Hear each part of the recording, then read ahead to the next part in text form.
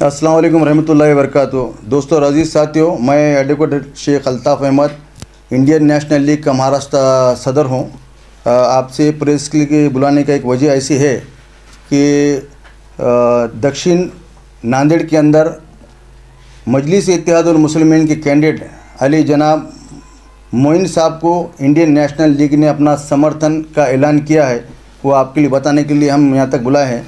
हम ये चाहते हैं कि इस हिंदुस्तान के अंदर, इस महाराष्ट्र के अंदर और हमारे गली के अंदर, हमारे शहर, हमारे ज़िले के अंदर ऐसी पार्टी होना चाहिए जिसका ताल्लुक़ अल्लाह और अल्लाह के रसूल से होना चाहिए और उसकी किन्हीं बताए वाले नक्शे क़दम पे चलना चाहिए। मजलिस इत्तेहादुल मुस्लिमीन और अली जनाब किन्हीं असदुद्दीन अवैसी साहब, अकबर अवैसी साहब का ताल्लुक़ किन्हीं अल्लाह और अल्लाह के रसूल के से है और वो दीन के एतबार से मिल्लत और माशरे को जहाँ पर भी वक्तन फ़ोक्तन एक रहनुमाई होना चाहिए वहाँ पर रहनुमाई करते हैं। और उन्हीं के साथ में पूरे महाराष्ट्र के अंदर और हमारे ज़िले में और हमारे शहर में सैयद मोइन साहब को भी जब भी उम्मत मुसलमा की मसाइल के हल करने के लिए जद्दोजहद करने का नौबत आती या बुलाते, कॉल करते, तो इमीडिएटली सब कारोबार को बाजू रखते हुए मोइन साहब के नहीं नांदेड़ के अवाम के लिए, महाराष्ट्र के अवाम के लिए काम करते।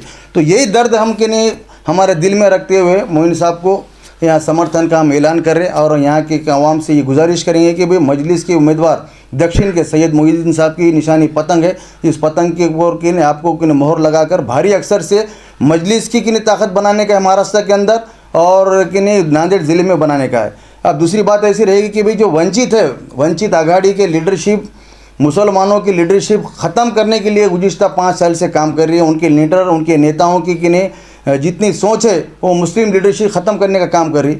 औरंगाबाद लोकसभा के अंदर इम्तियाज़ जलील साहब एक नहीं मजलिस इत्तेहादुल मुस्लिमीन के कैंडिडेट थे।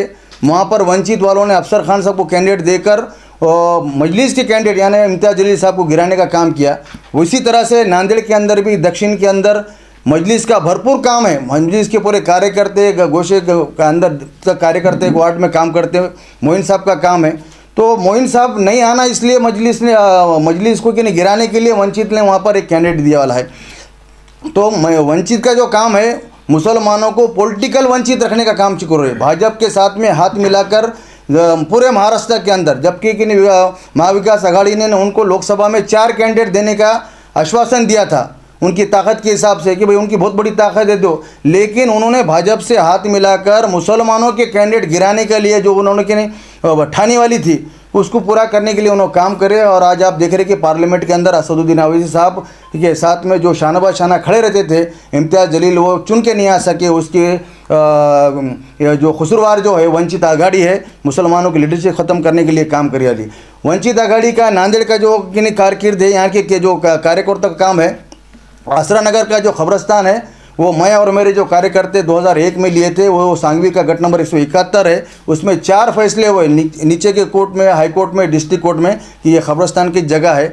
और नालंदा घर निर्माण संस्था की जो सूट था 61/2004 वो भी रिजेक्ट हुआ। उसके बावजूद भी कुछ लोगों ने कि नहीं गट नंबर 173 का प्लॉट लेकर एक नहीं गट नंबर 171 की मेन रोड खबरस्तान की अपने नाम पे करने के लिए नगर पालिका में नाम दिए, अपने नाम पे नगर पालिका लगाए। जब हमको ये पता चला कि खबरस्तान की जगह इन्होंने हटा ले रहे, तब हमने कारपोरेशन के पास में नुमाइंदगी की और पूरे डॉक्यूमेंट बताने के बाद में 8/4/2024 को नांदेड़ वागड़ा महानगर पालिका ने ये लेटर जारी किया।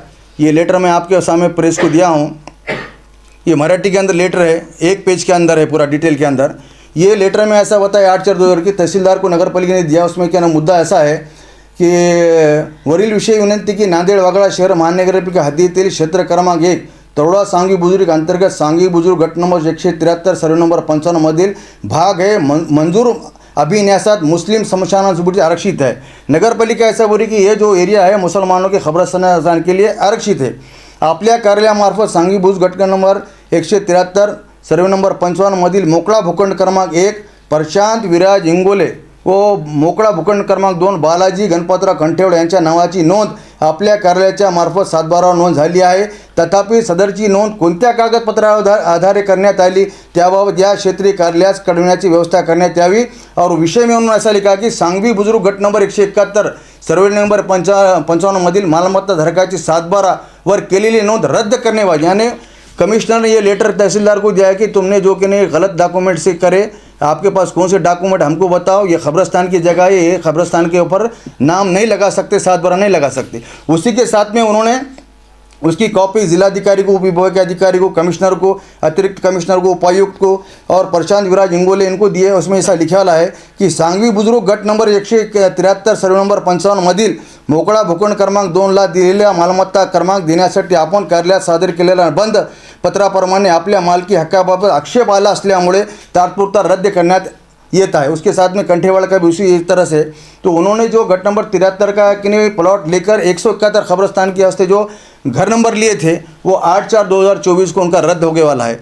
तो एक तरफ पॉलिटिकल मोटिव, यानी जहाँ पर मुसलमानों को राजकारण के अंदर आने का वक्त आता, लीडरशिप को उभारने का वक्त आता, तब वंचित देखी नहीं इम्तियाज जलील साहब जैसे आदमी, मोइन साहब जैसे आदमी को अपना आदमी खड़ा कर दी, गिरा देती।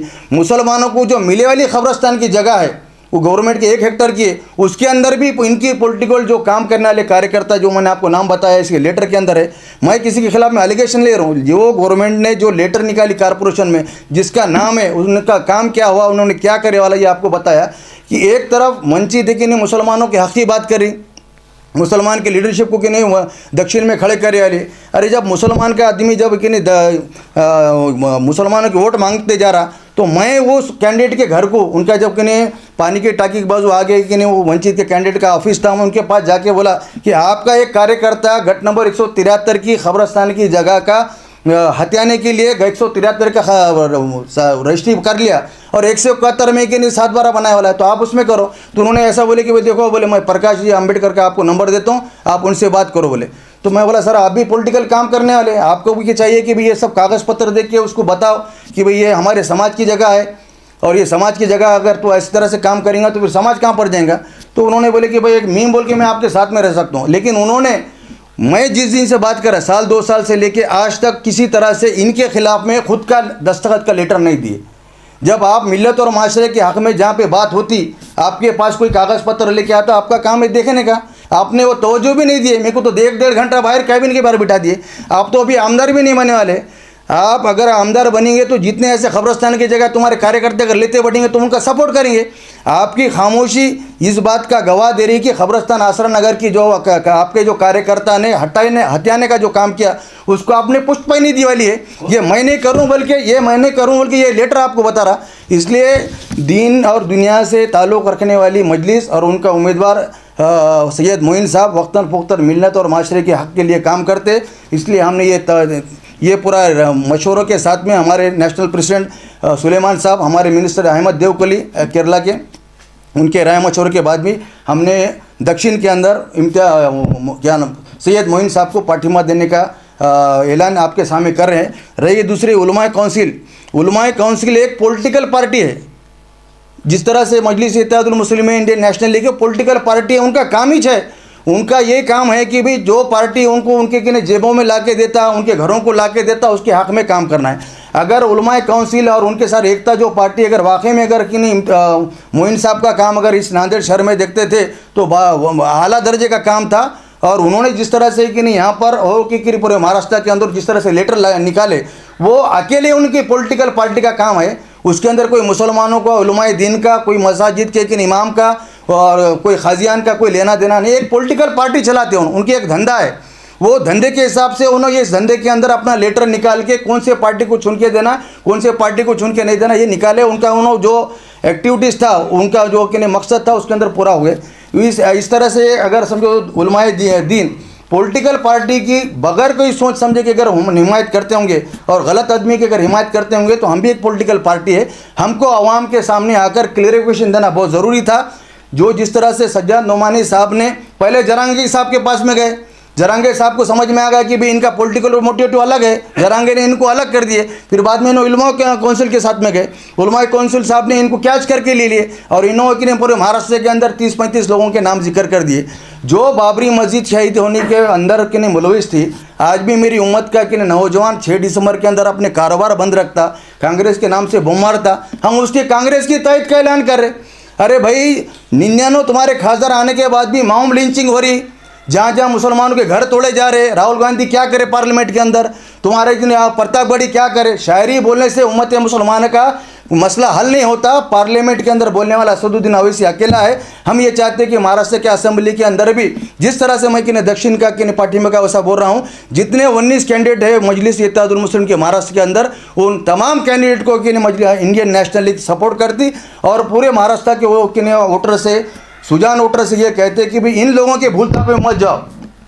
ये लोग अपनी दुकान लेकर, अपना कि नहीं कैश हाथ में लेकर मुसलमानों की लीडरशिप को ख़त्म करने का काम कर रहे, उनके साथ मत जाओ।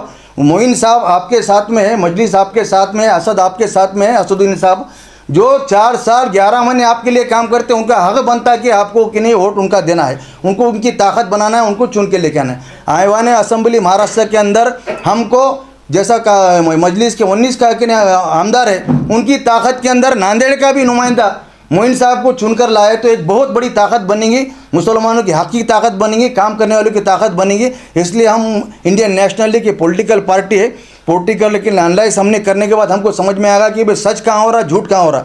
जो 5 टाइम की नमाज़ पढ़ता, अल्लाह और रसूल से कि ताल्लुक़ रखता, उसका आप साथ दीजिए। इतना ही हम आपसे कि हाथ जोड़ के गुजारिश करते हैं कि ये जो वक्त अगर चले जाएगा तो बाद में आपके सामने मिल्लत और माशरे का काम करने वाला ये आपको बोलेगा कि आपने उसको वोट दिए, आप उसके पास जाओ। ऐसा खुदा ना मत कीजिए। आपके सामने कि नहीं दक्षिण के अंदर कांग्रेस का भी उम्मीदवार है, कांग्रेस के उम्मीदवार के गुज़िश्ता दिनों के अंदर MLC के अंदर उन्होंने कि नहीं गैर मुस्लिम बीजेपी को वोट दिया था।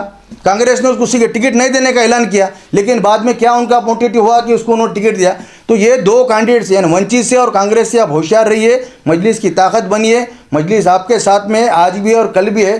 सुल्तान सलाउद्दीन ओवैसी साहब से लेके असदुद्दीन ओवैसी साहब, अकबर ओवैसी साहब, ये आपके साथ में है, मिल्लत के साथ में है। मोइन साहब आपके साथ में, उनका हाथ बढ़ाइए, उनको कि नहीं चुन के लाइए। पतंग निशानी पर कि नहीं मोहर लगाकर दक्षिण से मोइन साहब को भारी अक्सर से कामयाब कीजिए। यही मेरी एज ए पार्टी का महाराष्ट्र सदर इंडियन नेशनल लीग का होने से आवाम से गुजारिश करता हूँ और उम्मीदवार से गुजारिश करता हूँ। और मैं जितना भी कहूँगा इस खबरस्तान से, अगर मैं झूठ कहूँगा तो आखिरत में मुझे जवाब देना पड़ेगा। मैं 1.5 साल से कि नहीं इस फिक्र को लेके पढ़ रहा था कि ये लोग कब कि नहीं चुंगल में आने वाले। मैं एक थैली लेके उनके घरों को गया था कि ये तुम्हारा आदमी बहुत परेशान कर रहा है, मत को उसको रोको, लेकिन उन्होंने रोके नहीं, बल्कि वंचित वालों ने जिसने खबरस्तान हटाने की जगह चुकरूची करा उसको उत्तर का कैंडिडेट दिए, और जो उसकी पुष्टपायनी करने का काम कर रहा है उसको कि नहीं दक्षिण से दिए। इससे उलमा इकराम को मैं आगाह करना चाहता हूँ, डॉक्टर, इंजीनियर, प्रोफेसर जितने भी कि इंटेलेक्चुअल समझ रहे कि भाई हमारा है, ये हमारी पार्टी नहीं है, ये बल्कि हमारा हक छीनने वाली है, हमारा कि रिजर्वेशन छीनने वाली है, हमारे लीडरशिप में का जो हक छीनने वाली है, उनसे होशियार रहिए। इतना कहता हूँ मैं रुखसत होता हूँ। आखिर दवाना अल्हम्दुलिल्लाह।